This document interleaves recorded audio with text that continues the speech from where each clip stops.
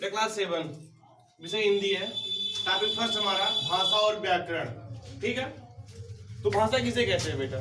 भाषा अपने मन के भावों और विचारों को बोलकर, लिखकर या पढ़कर प्रकट करने के साधन को क्या कहते हैं बेटा? भाषा कहते हैं। ठीक है, भाषा क्लियर हुआ? भाषा के दो रूप होते हैं। पहला रूप होता है बेटा मौखिक, और दूसरा रूप क्या होता है बेटा? लिखित होता है। मौखिक रूप क्या होता है या मौखिक रूप किसे कहते हैं? तो बेटा मौखिक भाषा का वह रूप जिसमें एक व्यक्ति बोलकर विचार प्रकट करता है। किसमें बेटा? मौखिक में।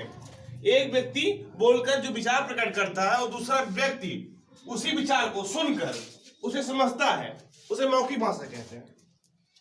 क्लियर हुआ? दूसरा हमारा लिखित भाषा क्या होती है?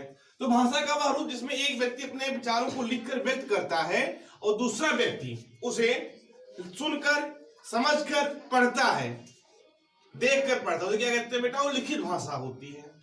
ठीक, भारतीय संविधान में 22 भाषाओं को मान्यता प्रदान की गई है। अब बेटा आता मातृभाषा क्या होती है? मातृभाषा वह भाषा होती है जिसमें बच्चा यानी बालक अपने परिवार में अपनाता व सीखता है। जैसे किसी के परिवार में इंग्लिश बोली जाती है शुरू से ही, किसी के परिवार में हिंदी बोली जाती है, किसी के परिवार में भोजपुरी बोली जाती है, किसी के परिवार में उर्दू बोली जाती है। जब बच्चे का जन्म होता है वो बार बार एक ही चीज सुनता रहता है तो उसी के बारे में वो जान जाता है। उसे क्या कहते हैं बेटा? मातृभाषा। दूसरा हमारा क्या बेटा? लिपि। लिपि किसे कहते हैं? मुख से निकलने वाली ध्वनि को लिखने की विधि लिपि कहलाती है। ओके, अगला क्या बेटा? बोली क्या होती है? तो भाषा का वह रूप या वह मौखिक रूप जो सीमित क्षेत्रों में बोला जाता है उसे बोली कहते हैं। लास्ट में आता है बेटा व्याकरण। व्याकरण किसे कहते हैं? यानी किसी विषय के भाषा के शुद्ध रूप, भाषा के शुद्ध रूप में लिखना, पढ़ना, समझना इत्यादि आ जाना एक व्याकरण कहलाता है। ओके बेटा, भाषा और व्याकरण में मैंने भाषा पढ़ दिया और अब व्याकरण पढ़ा रहा हूं। ओके, तो व्याकरण के 4 टाइप होते हैं। पहला होता है वर्ण विचार, दूसरा होता है बेटा शब्द विचार, तीसरा होता है वाक्य विचार और जो चौथा होता है बेटा पद विचार होता है। ठीक है, वर्ण विचार हम क्या पढ़ते हैं कि वर्ण विचार में भाषा की सबसे छोटी ध्वनि वर्ण कहलाती है। भाषा की सबसे छोटी जो ध्वनि होती है वर्ण कहलाती है।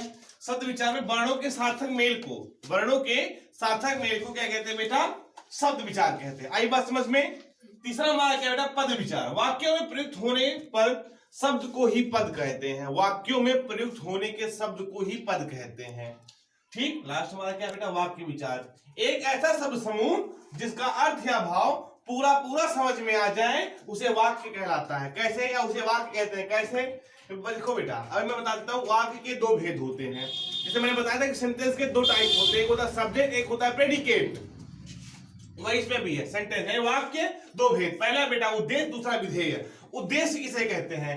जिसके विषय में कुछ कहा जाए, यानी जिसके विषय में कुछ कहा जाए उसे उद्देश्य कहते हैं, और जब उद्देश्य के विषय में कुछ कहा जाए वह विधेय कहलाता है। आई बात समझ में? उद्देश्य किसे कहते हैं? जिसके विषय में कुछ कहा जाए। और विधेय किसे कहते हैं? उद्देश्य के विषय में अगर कुछ कहा जा रहा है तो उसे हम विधेय कहते हैं। एग्जाम्पल लेते हैं, उदाहरण लेते हैं, जैसे कि अंशु गाना गा रही है। ठीक, यहाँ पे उद्देश्य क्या है? अंशु है।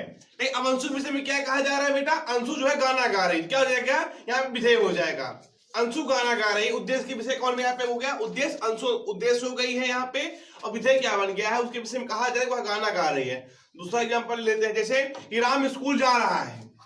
राम स्कूल जा रहा है, इसमें उद्देश्य क्या होगा? राम उद्देश्य हो जाएगा, और विधेय क्या हो जाएगा? स्कूल जा रहा है। आई बात समझ बेटा?